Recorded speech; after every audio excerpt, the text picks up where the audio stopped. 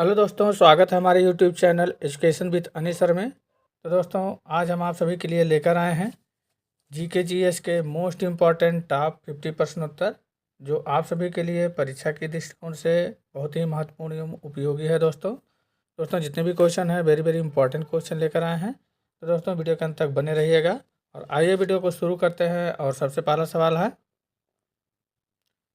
महात्मा गांधी जी का जन्म कब हुआ था? पहला सवाल है दोस्तों, महात्मा गांधी जी का जन्म कब हुआ था? वेरी वेरी इंपॉर्टेंट सवाल है दोस्तों। तो दोस्तों महात्मा गांधी जी का जन्म जो है 1869 ईस्वी में हुआ था। इसका राइट आंसर ऑप्शन बी हो जाएगा। अगला सवाल है दोस्तों, पृथ्वी पर जल की मात्रा कितने प्रतिशत है? पृथ्वी पर जल की मात्रा कितनी प्रतिशत है? 65%, 49, 71, 55%। तो दोस्तों पृथ्वी पर जल की कुल मात्रा 71% है। इसका राइट आंसर ऑप्शन सी हो जाएगा। नेक्स्ट अगला सवाल है दोस्तों, भारत की सबसे ऊंची मूर्ति कौन सी है? भारत की सबसे ऊंची मूर्ति कौन सी है? इंपॉर्टेंट सवाल है दोस्तों। तो दोस्तों भारत की सबसे ऊंची मूर्ति है स्टैचू ऑफ यूनिटी। इसका राइट आंसर ऑप्शन सी हो जाएगा। अगला नेक्स्ट सवाल है दोस्तों, फतेहपुर सीकरी किस राज्य में स्थित है? फतेहपुर सीकरी किस राज्य में स्थित है? इंपॉर्टेंट सवाल है दोस्तों। ए है बिहार, बी झारखंड, सी केरल और डी उत्तर प्रदेश। तो दोस्तों फतेहपुर सीकरी जो है उत्तर प्रदेश राज्य में स्थित है। इसका राइट आंसर आपका ऑप्शन डी हो जाएगा। अगला सवाल है दोस्तों, गौतम बुद्ध का वास्तविक नाम क्या था? गौतम बुद्ध का वास्तविक नाम क्या था? इंपॉर्टेंट सवाल है दोस्तों, परीक्षा में बार बार पूछा जाता है। ए है देवदत्त, बी नरेंद्र, सी सिद्धार्थ और डी इनमें से कोई नहीं। तो दोस्तों गौतम बुद्ध का वास्तविक नाम सिद्धार्थ था। इसका राइट आंसर ऑप्शन सी हो जाएगा आपका। अगला सवाल है दोस्तों, सबसे अंतिम मुगल सम्राट कौन था? इंपॉर्टेंट सवाल है दोस्तों, अंतिम मुगल सम्राट कौन था? तो दोस्तों इसका सही जवाब हो जाएगा बहादुर शाह द्वितीय। सबसे अंतिम मुगल सम्राट बहादुर शाह द्वितीय था। तो राइट आंसर ऑप्शन सी हो जाएगा। नेक्स्ट अगला सवाल है दोस्तों, मुगल काल की राजभाषा कौन सी थी? मुगल काल की राजभाषा कौन सी थी? ए हिंदी, बी अरबी, सी उर्दू और डी फारसी। तो दोस्तों मुगल काल की राजभाषा फारसी थी। इसका राइट आंसर ऑप्शन डी हो जाएगा। नेक्स्ट अगला सवाल है दोस्तों, राज्यसभा का सभापति कौन होता है? राज्यसभा का सभापति कौन होता है? वेरी वेरी इंपॉर्टेंट सवाल है दोस्तों, परीक्षा में बार बार पूछा गया है।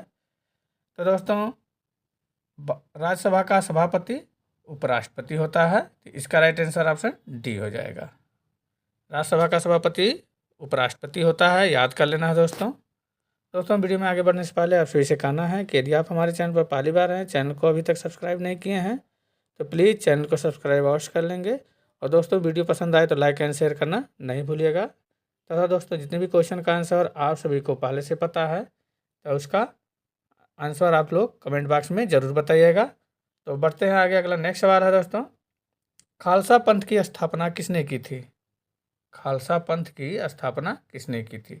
ए कपूर सिंह, बी महासिंह, सी रणजीत सिंह और डी है गुरु गोविंद सिंह। तो दोस्तों खालसा पंथ की स्थापना गुरु गोविंद सिंह ने किया था। राइट आंसर आपका ऑप्शन डी हो जाएगा। अगला नेक्स्ट सवाल है दोस्तों, वाराणसी शहर किस नदी के किनारे बसा हुआ है?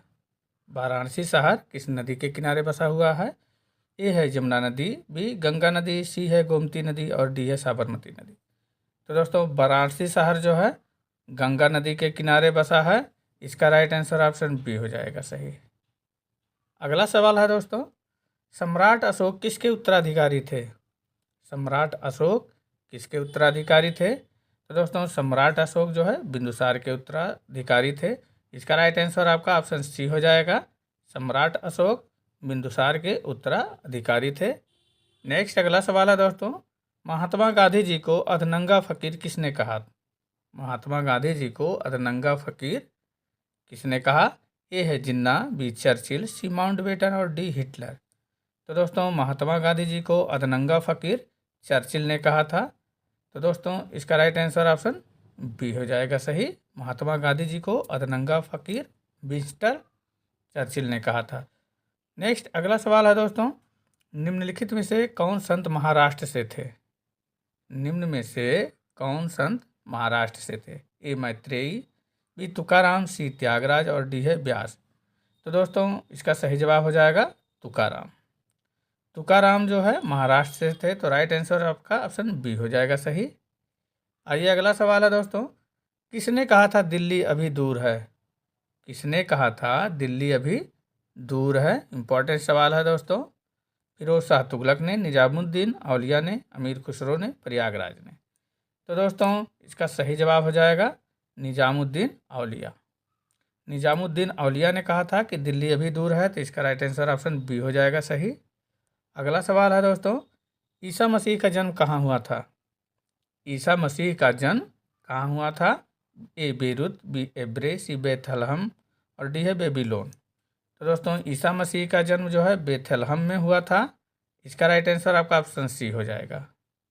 अगला सवाल है दोस्तों, शास्त्रीय संगीत कहाँ से लिया गया है? शास्त्रीय संगीत जो है कहाँ से लिया गया है? वेरी वेरी इंपॉर्टेंट सवाल है दोस्तों, परीक्षा में पूछा जाता है, याद कर लेना है। शास्त्रीय संगीत कहाँ से लिया गया है? ए यजुर्वेद, बी सामवेद, सी अथर्ववेद और डी है ऋग्वेद। तो दोस्तों शास्त्रीय संगीत जो है सामवेद से लिया गया है। इसका राइट आंसर ऑप्शन बी हो जाएगा सही। आइए अगला सवाल है दोस्तों, मुखौटा नृत्य का संबंध किस किस नृत्य शैली से है? मुखौटा नृत्य का संबंध जो है किस नृत्य शैली से है? ए है मणिपुरी, बी कुचिपुड़ी, सी कथकली और डी है ओडिसी। तो दोस्तों मुखौटा नृत्य का संबंध जो है कथकली से है। इसका राइट आंसर ऑप्शन सी हो जाएगा सही। मुखौटा नृत्य का संबंध कथकली नृत्य शैली से है। नेक्स्ट अगला सवाल है दोस्तों, जियो और जीने दो किसने कहा था? जियो और जीने दो ये किसने कहा था? इंपॉर्टेंट सवाल है दोस्तों। ए है महावीर स्वामी, बी महात्मा गांधी, सी गौतम बुद्ध और डी है विनोबा भावे। तो दोस्तों जियो और जीने दो जो है महावीर स्वामी ने कहा था, तो इसका राइट आंसर आपका ऑप्शन ए हो जाएगा। जियो और जीने दो का नारा महावीर स्वामी ने दिया था। नेक्स्ट अगला सवाल है दोस्तों, राज्यसभा के सदस्य के लिए न्यूनतम आयु कितनी है? राज्यसभा के सदस्य के लिए न्यूनतम आयु कितनी है? इंपॉर्टेंट सवाल है दोस्तों। ए है 25 वर्ष, बी 30 वर्ष, सी 21 वर्ष और डी है 35 वर्ष। तो दोस्तों राज्यसभा के सदस्य के लिए न्यूनतम आयु जो है 30 वर्ष है। तो इसका राइट आंसर ऑप्शन बी हो जाएगा सही।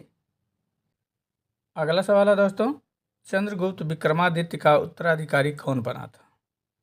ए रामगुप्त, बी विष्णुगुप्त, सी कुमारगुप्त प्रथम और डी में से कोई नहीं। तो दोस्तों चंद्रगुप्त विक्रमादित्य का उत्तराधिकारी कुमारगुप्त प्रथम बना था।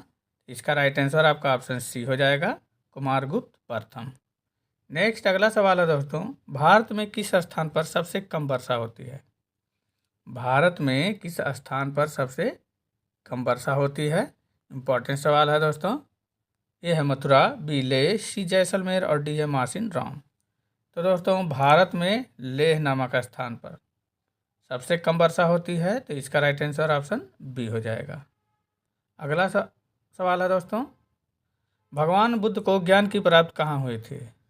भगवान बुद्ध को ज्ञान की प्राप्ति कहाँ हुई थी? ये है सारनाथ, बी बोध गया, सी वैशाली और डी है श्रावस्ती।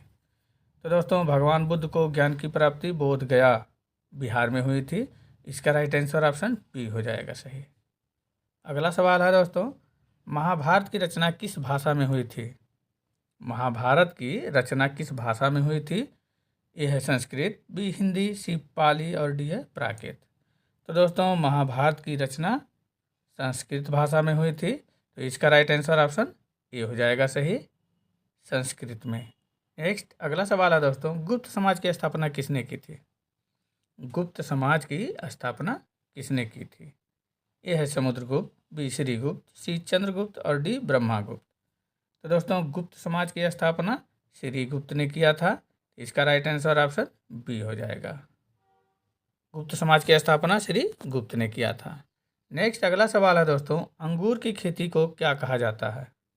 अंगूर की खेती को क्या कहा जाता है? इंपॉर्टेंट सवाल है दोस्तों। तो दोस्तों अंगूर की खेती को विटीकल्चर कहा जाता है। इसका राइट आंसर ऑप्शन ए हो जाएगा, विटीकल्चर कहा जाता है। नेक्स्ट अगला सवाल है दोस्तों, वेनेजुएला के घास के मैदान को क्या कहा जाता है? वेनेजुएला के घास के मैदान को क्या कहा जाता है? ऑप्शन है ए प्रेरी, बी सवाना, सी लानोज और डी है पंपास। तो दोस्तों वेनेजुएला के घास के मैदान को लानोज कहा जाता है। इसका राइट आंसर ऑप्शन सी हो जाएगा, लानोज कहा जाता है। नेक्स्ट अगला सवाल है दोस्तों, फूलों की घाटी किस राज्य में स्थित है? फूलों की घाटी किस राज्य में स्थित है? तो दोस्तों फूलों की घाटी उत्तराखंड राज्य में स्थित है। तो इसका राइट आंसर ऑप्शन ए हो जाएगा सही, उत्तराखंड में। नेक्स्ट अगला सवाल है दोस्तों, नोबेल पुरस्कार प्राप्त करने वाले प्रथम भारतीय कौन थे? नोबेल पुरस्कार प्राप्त करने वाले प्रथम भारतीय कौन थे? ए है Mother Teresa, B C V. Raman, C है रविंद्रनाथ टैगोर और डी है अमर्त्य सेन। तो दोस्तों नोबेल पुरस्कार प्राप्त करने वाले पहले भारतीय रविंद्रनाथ टैगोर थे। इम्पोर्टेंट सवाल है दोस्तों, रट लेना है। नोबेल पुरस्कार प्राप्त करने वाले प्रथम भारतीय रविंद्रनाथ टैगोर थे। तो राइट ऑप्शन सी हो जाएगा सही। अगला सवाल है दोस्तों, भारत का प्रथम नागरिक किसे कहा जाता है?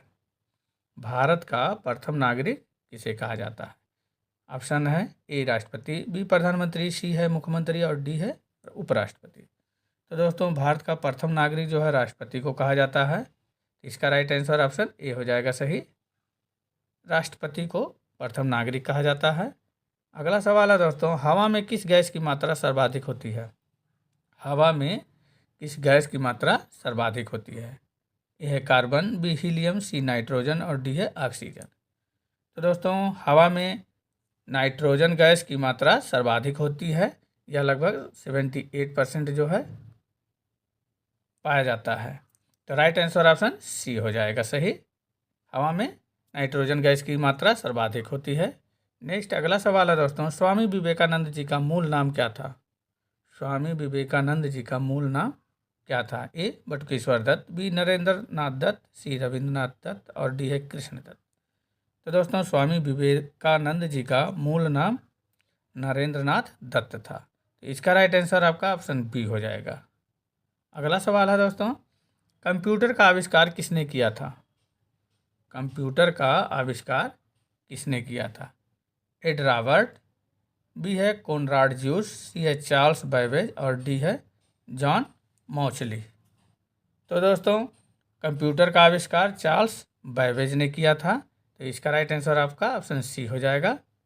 नेक्स्ट अगला सवाल है दोस्तों, पंजाब केसरी के नाम से किसे जाना जाता है? पंजाब केसरी के नाम से किसे जाना जाता है? इंपॉर्टेंट सवाल है दोस्तों। तो दोस्तों पंजाब केसरी के नाम से लाला लाजपत राय को जाना जाता है। इसका राइट आंसर ऑप्शन डी हो जाएगा सही।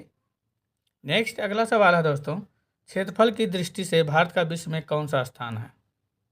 क्षेत्रफल की दृष्टि से भारत का विश्व में कौन सा स्थान है? ए है दूसरा, बी तीसरा, सी पाँचवा और डी है सातवां। तो दोस्तों क्षेत्रफल की दृष्टि से भारत का विश्व में 7वां स्थान है। इसका राइट आंसर ऑप्शन डी हो जाएगा। नेक्स्ट अगला सवाल है दोस्तों, निम्नलिखित में से कौन सा भारत का सर्वोत्तम सम्मान है? निम्नलिखित में से कौन सा भारत का सर्वोत्तम सम्मान है? खेल रत्न, भारत रत्न, अशोक चक्र, पद्म भूषण। तो दोस्तों इसका सही जवाब हो जाएगा भारत रत्न। भारत रत्न जो है भारत का सर्वोत्तम सम्मान है। इसका राइट आंसर ऑप्शन बी हो जाएगा, भारत रत्न। नेक्स्ट अगला सवाल है दोस्तों, भारत में सबसे ज़्यादा वन किस क्षेत्र में पाए जाते हैं? भारत में सबसे ज़्यादा वन क्षेत्र किस राज्य में पाए जाते हैं? ए है केरल, बी बिहार, सी असम और डी मध्य प्रदेश। तो दोस्तों भारत में सबसे ज़्यादा वन क्षेत्र जो है मध्य प्रदेश राज्य में पाए जाते हैं। इसका राइट आंसर ऑप्शन डी हो जाएगा सही, मध्य प्रदेश में। नेक्स्ट अगला सवाल है दोस्तों, महात्मा गांधी को सबसे पहले राष्ट्रपिता किसने कहा था? महात्मा गांधी को सबसे पहले राष्ट्रपिता किसने कहा था? तो दोस्तों महात्मा गांधी जी को सबसे पहले राष्ट्रपिता सुभाष चंद्र बोस ने कहा था। इसका राइट आंसर ऑप्शन बी हो जाएगा सही, सुभाष चंद्र बोस ने। नेक्स्ट अगला सवाल है दोस्तों, भारत की सबसे लंबी नदी कौन सी है? भारत की सबसे लंबी नदी कौन सी है? इंपॉर्टेंट सवाल है दोस्तों। तो दोस्तों भारत की सबसे लंबी नदी गंगा नदी है। इसका राइट आंसर आपका ऑप्शन ए हो जाएगा सही। नेक्स्ट अगला सवाल है दोस्तों, एक नवजात शिशु के शरीर में कितनी हड्डियां होती हैं? एक नवजात शिशु के शरीर में कितनी हड्डियां होती हैं? तो दोस्तों एक नवजात शिशु के शरीर में कुल 300 हड्डियां होती हैं। इसका राइट आंसर आपका ऑप्शन सी हो जाएगा सही। अगला सवाल है दोस्तों, नेक्स्ट है ब्रह्म समाज के संस्थापक कौन थे। ब्रह्म समाज के संस्थापक कौन थे। ए दयानंद सरस्वती, बी महात्मा गांधी, सी है राजा राम मोहन राय और डी है लोकमान्य तिलक। तो दोस्तों ब्रह्म समाज के संस्थापक राजा राम मोहन राय थे। इंपॉर्टेंट सवाल है दोस्तों, इसका राइट आंसर ऑप्शन सी हो जाएगा। नेक्स्ट अगला सवाल है दोस्तों, भारत का राष्ट्रीय गीत किसने लिखा। भारत का राष्ट्रीय गीत किसने लिखा। तो दोस्तों भारत का राष्ट्रीय गीत बंकिम चंद्र चटर्जी ने लिखा था।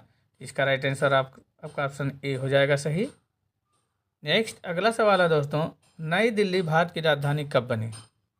नई दिल्ली भारत की राजधानी कब बनी थी। इंपॉर्टेंट सवाल है दोस्तों। तो दोस्तों नई दिल्ली भारत की राजधानी सन 1911 में बनी थी। इसका राइट आंसर ऑप्शन बी हो जाएगा सही। नेक्स्ट अगला सवाल है दोस्तों, जनसंख्या की दृष्टि से भारत का सबसे बड़ा राज्य कौन सा है। जनसंख्या की दृष्टि से भारत का सबसे बड़ा राज्य कौन सा है। ए बिहार, बी उत्तर प्रदेश, सी राजस्थान और डी है मध्य प्रदेश। तो दोस्तों जनसंख्या की दृष्टि से भारत का सबसे बड़ा राज्य उत्तर प्रदेश राज्य है।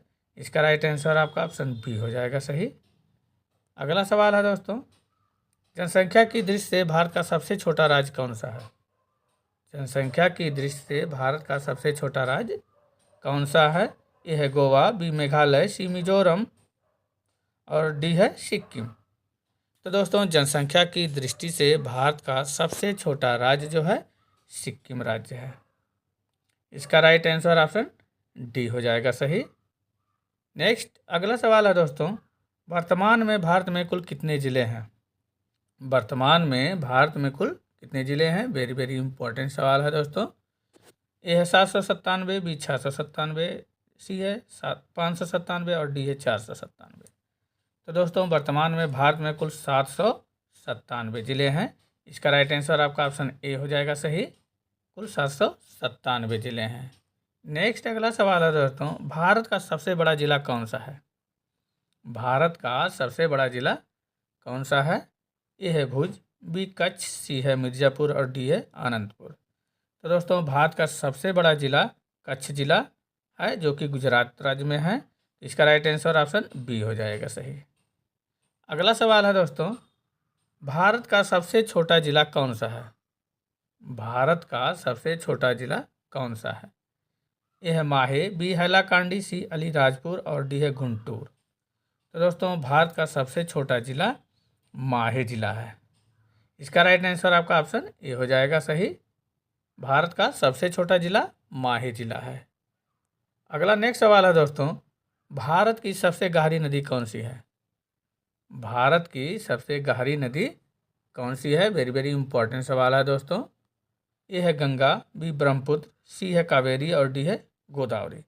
तो दोस्तों ये जो है क्वेश्चन आप सभी के लिए जो है टेस्ट क्वेश्चन है। इसका आंसर आप सभी लोग जो है दोस्तों कमेंट बॉक्स में दीजिएगा कि भारत की सबसे गहरी नदी कौन सी है। तो दोस्तों वीडियो आप सभी को कैसा लगा आप सब लोग कमेंट बॉक्स में ज़रूर बताइएगा और अच्छा लगा होगा तो लाइक एंड शेयर करना नहीं भूलिएगा दोस्तों। तथा दोस्तों पुनः आप सभी से कहना है कि यदि आपने अभी तक हमारे चैनल को सब्सक्राइब नहीं किए हैं तो प्लीज़ चैनल को सब्सक्राइब अवश्य कर लेंगे। मिलते हैं ऐसे ही इंपॉर्टेंट वीडियो के साथ, तब तक के लिए दोस्तों धन्यवाद।